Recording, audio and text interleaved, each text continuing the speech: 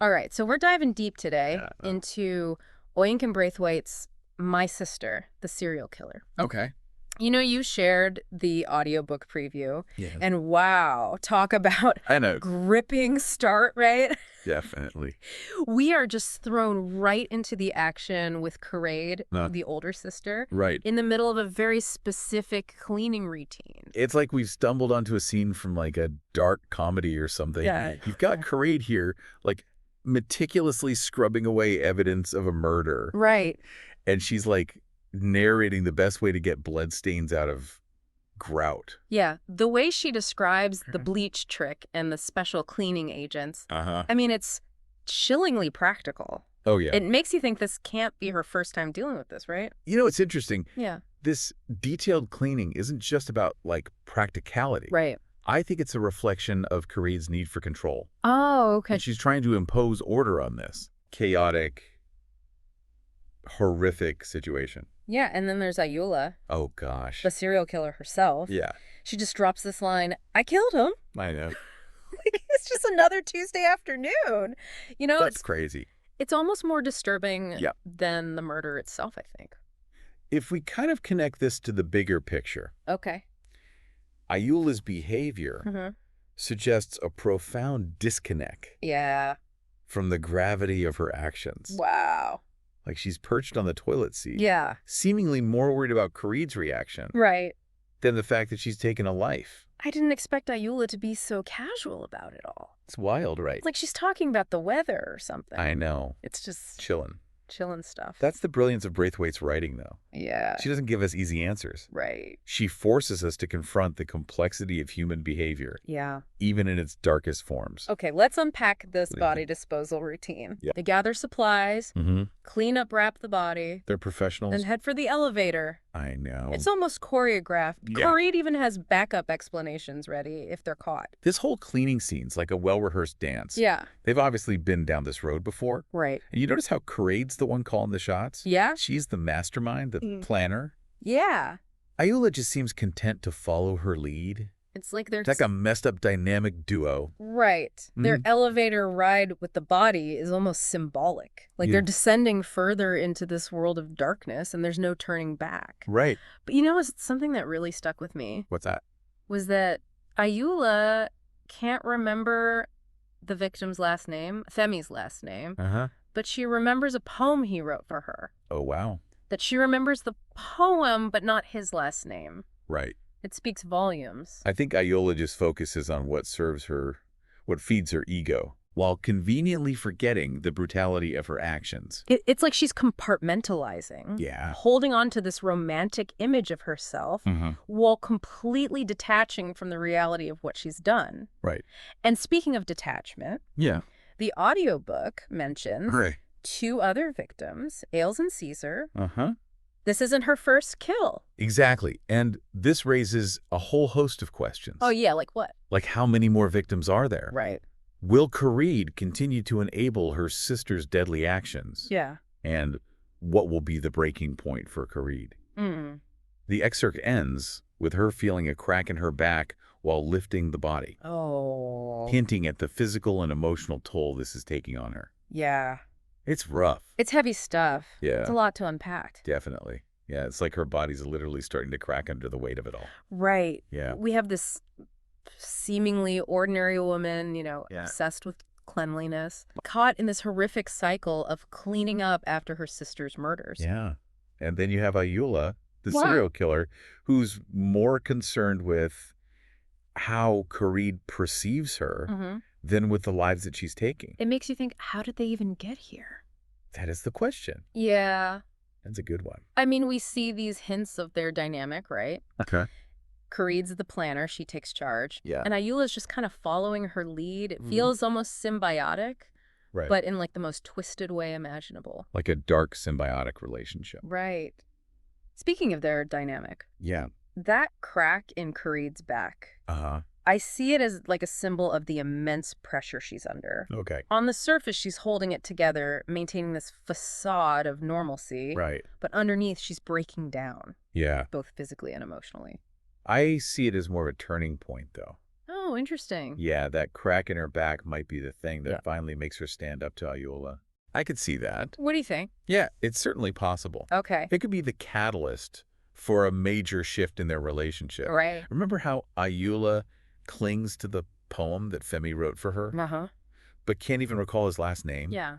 That selective memory, Right. that focus on what flatters her Right. while ignoring the horrific reality. Yeah. It just suggests a deep-seated narcissism. So we have Kareed burdened by guilt and responsibility, Right. and Ayula Yeah, seemingly incapable of remorse. pretty much. Their relationship is like a powder keg waiting to explode. Oh, yeah, for sure. And the audiobook only gives us like a glimpse of the other victims, right? Uh-huh. Ailes and Caesar. Yeah, How many more are out there? right. It feels like the tip of a very dark iceberg. This brings us to the heart of the story. Okay. Will Kareed continue to protect her sister, knowing the consequences? Right. Or will she find the courage to break free from this toxic cycle? Is it even about protection at this point? Ooh, that's a good question. Or is it about control? Interesting. Kareed takes charge of the cleanups. Uh-huh. She comes up with the alibis. Yeah. It's almost as if she's trying to manage Ayula's chaos, Right. to impose some sort of order on this terrifying situation. That's a fascinating perspective. Yeah. It's not just about cleaning up the physical mess. Uh-huh. It's about cleaning up Ayula's life. Right. About controlling the narrative. Yeah. And that need for control. Right. It might stem from like a deep-seated sense of responsibility. Okay. A misguided belief that she can somehow fix her sister.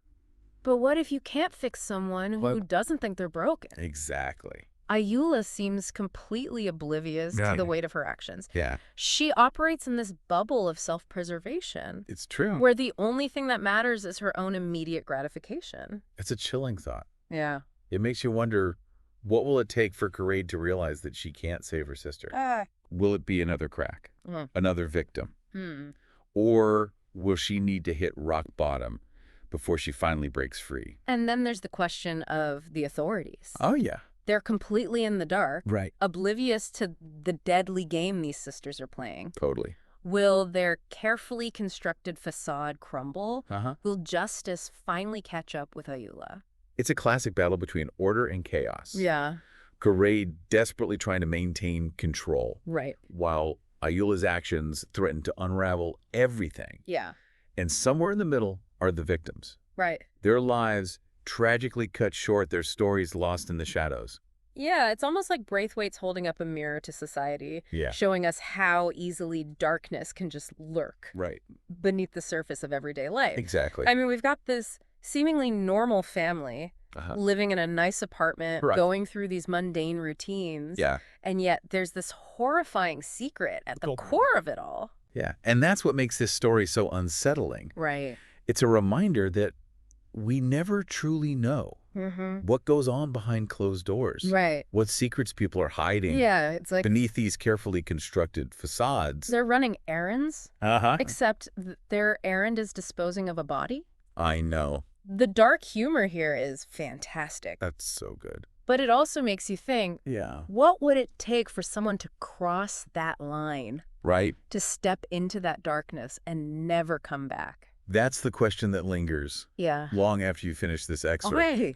Is it nature or nurture? Ooh. Is Ayula a product of her environment? Right. Or was she just born with this darkness inside her? We only get these brief glimpses of her past. Yeah. These mentions of other victims, Yeah. Ailes and Caesar. Right. But it's enough to make you wonder Yeah. what shaped her into the person she is today.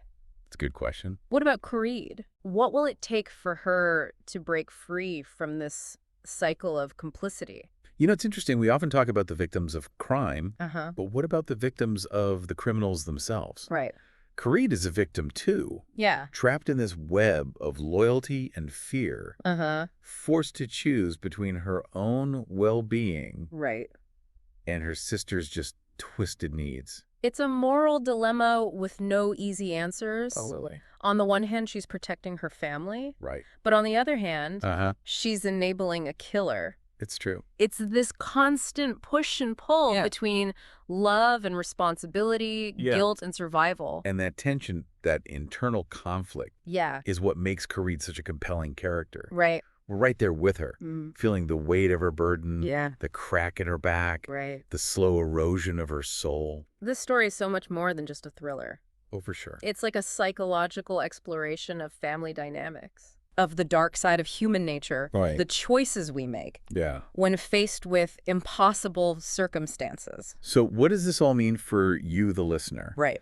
My sister, the serial killer, Uh-huh. invites you to confront these uncomfortable truths about humanity. Yeah. It asks you to consider Okay. what you would do in Khalid's shoes, Mm. what compromises you would make, Yeah. what lines you would cross. Would you protect your family, Right.